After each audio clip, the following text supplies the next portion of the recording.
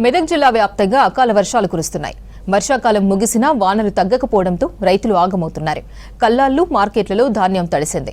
ముందస్తుగా నాటేసిన వరి దాదాపు 70% వరకు కోతకు వచ్చాయి. కోసిన వడ్లన్నీ కొనుగోలు కేంద్రాలకు తీసుకొస్తున్నారు. అయితే అకాల వర్షాలతో వడ్లు తడవడంతో ప్రతిరోజు ఆరబోయాల్సిన పరిస్థితులు నెలకొన్నాయి.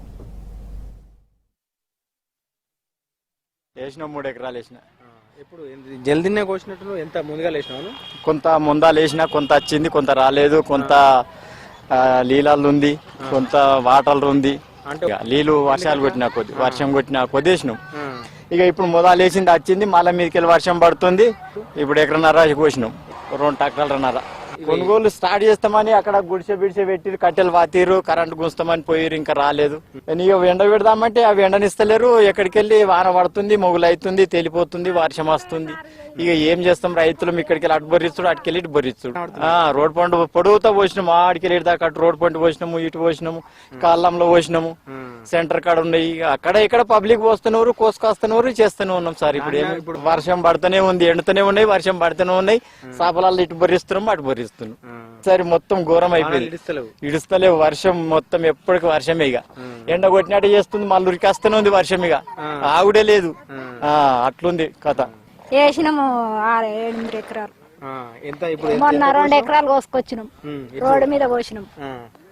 అవి ఇక కాయలు 8 రోజుల పచ్చి కోసినాం.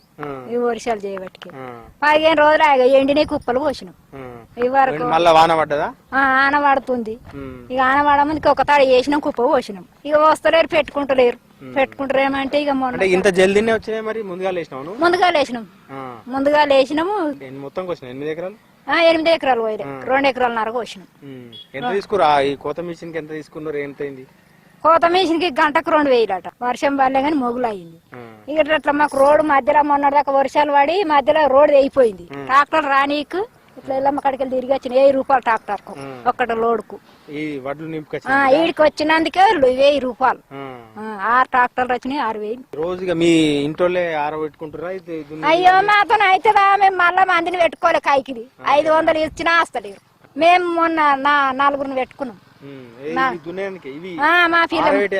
ఆరబెడతానికే 4 పెట్టుకొని దున్నిపించినాం. ఆడికెళ్ళి దాకా పోసినాం, దున్నిపించినాం. ఆ ట్రాక్టర్ ఇక బాగా పచ్చిగుండే పచ్చి మీద కోసినాం. ఇక ఎన్ని గుంజినాయి మొగులు చేయబడికి మళ్ళీ అంత దోమకట్ట వచ్చింది. బాగా దోమకట్ట వచ్చి ఇక మళ్ళా వాన వస్తే మిషన్ దిగబడుతుందని అయితే కోసేసి వేసినాం 4 ఎకరాలు. ఎట్లుంది ఇప్పుడు? మరి ఏం లాభం లేదు. ఇది కాదా, ఇక పంట వెళ్తలేదు, ఏం వెళ్తలేదు. సగం మా వానలోనే దిగవట్ల పోయింది. ఎందుకట్లా?